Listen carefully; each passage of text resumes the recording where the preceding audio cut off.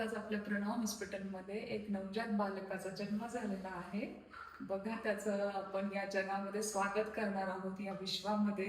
तो टुकू बघत आहे सर्व हॉस्पिटल कसं आहे, काय आहे, का कोण कोण दिसतंय त्याला. आता त्याच्या स्वागतासाठी आणि त्याच्या रक्षणासाठी आपण मंत्रोच्चार करणार आहोत.